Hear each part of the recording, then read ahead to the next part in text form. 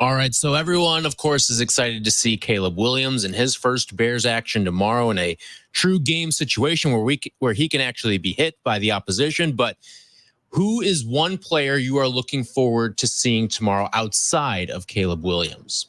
Rome Odunze. I like it. Torrey Taylor. Oh, you have fallen for it. That was just for Meller. I want to see Dexter. Dexter's playing the 3 technique. Yeah. Has got himself in different shape this year. I want to see if he can create a little havoc, apply a little bit of pressure on a Josh Allen. And I want to see the line working together. Yeah. I want to see how the offensive line works together. So I think, again, all of them, I think they're all good answers. I've been able to see them work in practice. DJ Moore practices every day. Keenan Allen practices every day.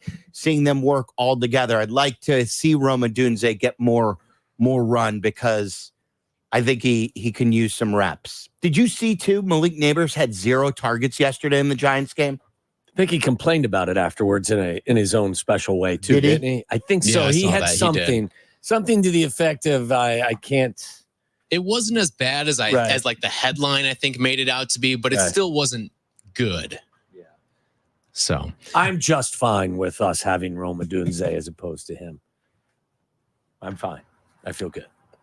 All right, so we've gotten a lot of reports from practice, whether we see it in tweets, people coming on the shows telling us that the offense really hasn't consistently won a day or has not looked like the true clear-cut winners of a day throughout this training camp that we've had so far. But I ask you, do you take anything away from that from the defensive side of things for this upcoming season? Not really, because I believe, I've always believed that this is going to be a very solid defense. And I believe in recent days, their top players haven't even been on the field. So I don't look at this. I think in general that defense is going to be ahead of the offense because they have played together for a significant period of time. So I give them the edge, but I still believe there should be a day in camp where the offense walks off the field and everyone goes, you know what? Offense won the day today. So it's just, I guess I'm complaining, but that's how I feel. You know what stuck out to me is when Keenan Allen was asked at the press conference who's impressed him the most or who was someone on the Bears team that he was surprised by with their talent. And he answered that question with Jalen Johnson. And he said up until that point, he had not won a one-on-one battle against Jalen Johnson. So even a veteran like him wasn't winning one-on-ones against Jalen Johnson. And then the next day he did. He said, I'm going to get him. And then the next day he did win against Jalen Johnson. So what I like from the defense is there's confidence, but there's not cockiness.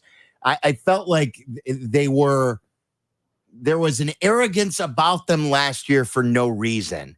And even though guys like Jalen Johnson got paid, there's a hunger to this defense where they know they haven't really proven anything. Well, Jalen has said as much. He's like, now it's time, it's fine. You guys talk about us. Now we need to be out there accomplishing all of these things. So, and then to me, the other part of it is they had good games last year, too, where they didn't finish. Mm-hmm. Like they had a good game against Joe Flacco for 3 quarters, and then Joe Flacco threw for 212 yards in the 4th quarter.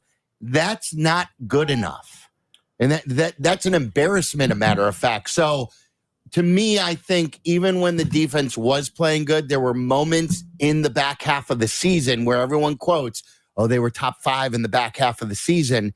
They were humbled in the back half of the season in games they should have won. Absolutely. That's why I said earlier when we were talking today, I just hope that there's not this implied sense of security that because everyone has said nice things about them and they've got a better roster and everything seems to be pointed in the right direction, you still got to go out there on Sunday and execute on both sides of the football. Yes. Like you are in a much better place. You are pointed in the right direction, but don't take it for granted just that you're going to show up now and you're going to start winning more games than you lose. It's hard work. So my point on all of that to answer your question is, I understand. And that kid was so unassuming. Yeah. There's a kid who And young. There was a kid who was standing outside. What was he, like 14 maybe? He's probably 16. Is 16. Yeah. He had a message on his phone about a certain person in town. Yeah. Sports person. It shocked me when he showed me his phone and the message on it. He had a stoic look on his face. He did. And this person, I wasn't expecting that. So and so is a blank hole. Yeah. Is what the message said. I'll leave the rest up to you. Yeah. So Tyler, I wasn't looking. Waddle pointed to him. Yeah, I knew you would appreciate it. That's why I didn't mean to divert the attention of the conversation, but I knew you would appreciate that. I give the defense credit. I'm expecting good things from them, but I don't, I'm not going to take the offense off the hook for this. As we said last year, we told you when things didn't look right, we weren't going to just candy coat things. And I think this offense has been, the best I can say, is uneven in training camp. Doesn't mean that they can't find their way. They've got plenty of time, but. All right, the team that they are facing tomorrow is the Buffalo Bills, and they've been a big topic of conversation because they've kind of gone through a purge of their receiver room, and this is when Josh Allen's big contract starts to kick in as well. And we know it's not easy to build that team around these big money type of quarterbacks here. So right now, the Buffalo Bills on Circa are the favorite to win the AFC East at plus 170, the Dolphins plus 228, and the Jets plus 205. And then if you really want to get crazy, the Patriots are plus 1285. No, thanks. So I ask you, if you had to lay your money down on one of those teams to win the AFC East, which one would it be? I'm putting my money on the Jets. You are? Yeah. Because of the value? So give me the odds again. It was Bills plus 170, Jets plus 205, and Dolphins plus 228. I'm rolling with Bills. I'm rolling with Josh Allen. I know Aaron Rodgers is good, and he says he's healthy, but he's older. The Jets are still the Jets. I don't think just losing Stephon Diggs is going to have them. Like, they were good in the back half of the season when Stephon Diggs. Here are some of his numbers. New Year's Eve, 26 yards receiving. Right before Christmas, 29 yards receiving. December 17th, 48 yards receiving. Kansas City game, when they beat Kansas City, 24 yards receiving. Like, he didn't have a 100-yard game for the Bills. You have to go back to October 15th. He started the year 102, third game of the year 111, fourth game of the year 120, fifth game of the year 121, and then that 100-yard game. So he had like 5 in the first 6. He and the Bills got off to a bad start, and then they got when they started playing better football is when he wasn't producing. I think their issues go beyond the loss of Stephon Diggs. I think you've lost a couple of linemen defensively. They were in cap hell. They had to make some decisions. I think their secondary, they lost a couple of guys there. And look, you say the Jets are still the Jets. Maybe that changes if Aaron Rodgers stays 100% healthy. I don't know who the Jets would have been last year if Aaron Rodgers was 100% healthy. You got a difference maker at wide receiver. You've got difference makers in the secondary. You've upgraded the offensive line. The defense was solid last year. Like, there's a good chance that Aaron Rodgers comes out and plays really well. And if he does, I think they win the division. A gentleman's bet it? Sure. Okay. Or bet for something. First of all, we got to find a gentleman's bet. Yeah, we got to find a gentleman. You want to bet a bottle of something? Sure. Bottle of wine. You got on Jets versus Bills in that division. There you go. Yes. So if the Dolphins were to win the division, it's just off. whoever's. Yeah. It's off? It's off. Yeah. All right. Unless you want to take the Dolphins and come in with us. I don't want to take the Dolphins. I do not want to take the Dolphins. Mallory, you want the Dolphins? No, that's okay. Thank you, though. And I like Josh Allen. So now I get to cheer for Josh Allen.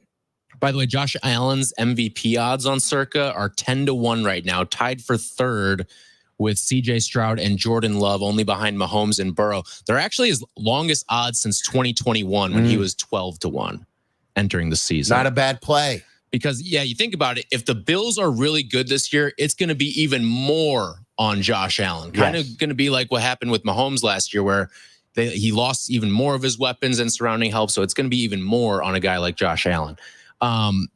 I do want to get to a story that we really have not mentioned this week, but there was a report on ESPN.com that came out about the Eagles and a fractured relationship between Nick Sirianni and Jalen Hurts. Now, we know that the Eagles are no stranger to moving on from a quarterback who they've signed to big money. They did it with Carson Wentz. Or a coach. And a coach as well. And Jalen Hurts, 5 years, $255 million that kicked in starting last year for him. Do you think that this Eagles team is going to be more like what we saw in the front half of last year, where they were dominant and really, I think they started the season with 10-1, or towards the back end of the year where they really scuttled to the finish line and ultimately were knocked out of the playoffs in the first round? Can I suggest they'd find somewhere themselves in the middle of those two?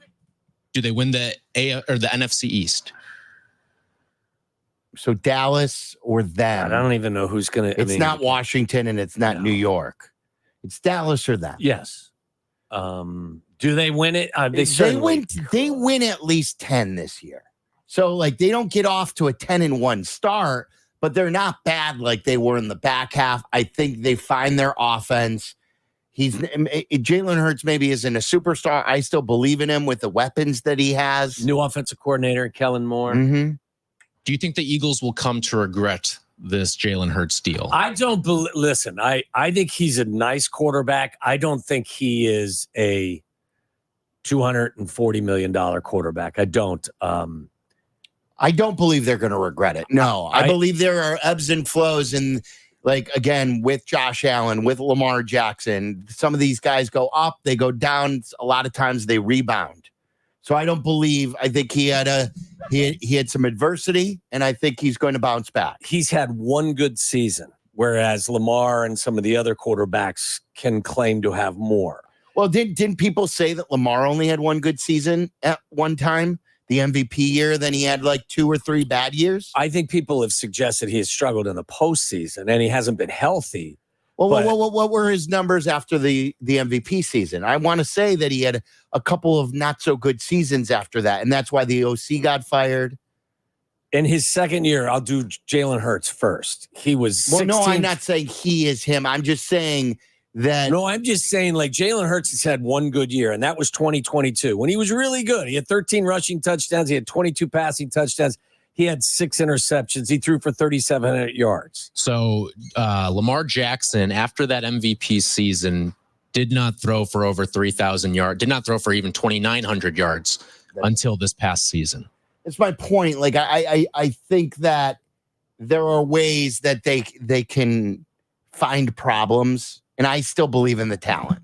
And I think we always heard that he was a great leader. Didn't we always hear that Jalen Hurts was that all the time. Fantastic leader, and what he did in Alabama when he was benched, he was great. And then he never backed down there. Then when he transferred then for his last year, how spectacular he was. You say that, Tyler, but in the year after he was the MVP of the league, he had 26 touchdown passes and 9 interceptions. He had a quarterback rating of 93. He ran for 1,000 yards and had 7 rushing touchdowns. Yeah, but then the 2 years after that, 16 touchdowns, 13 picks. That was a bad year. And both of those years, he didn't stay healthy, for sure. Yeah. Like, you look at, he only played 12 games each year. That's why, you know, and look, I've also said that I like Lamar as a player, but I don't put him in the same level as some of the others because of the reasons you just mentioned. I'm not trying to tell you that Jalen Hurts is going to fall off the face of the map. He's got a great tight end. He's got 2 outstanding wide receivers. He's got a lot of talent around him. And now he's got Saquon Barkley in the backfield and an offensive line that may be missing a guy or two, but it's still good. Be good. They're an 11-win team. I just don't think that I'm not expecting him to be in the MVP chase. So Jalen Hurts, would you rather pay him the $50 million a year or Tua? Jalen Hurts. Can I say neither? Jalen or Jordan Love? Oh, come on. I think Jalen Hurts is, or I think Jordan Love's a better quarterback than him. Suck it, France. Suck it, France. Jalen or Jared Goff? Jared Goff. No. You guys were on the opposite side of, I think, all 3 of those. Yeah. He's a Jalen Hurts hater. He wants to Hurts. Well, you have a problem with Green Bay. We all know that. Yep. You have a block with that, and you definitely Don't are. like Goff. You are. Yes, you're definitely I'm a Jared Goff Goff Stafford hater. Yes. So- Anybody who plays in that Lions helmet, I'm a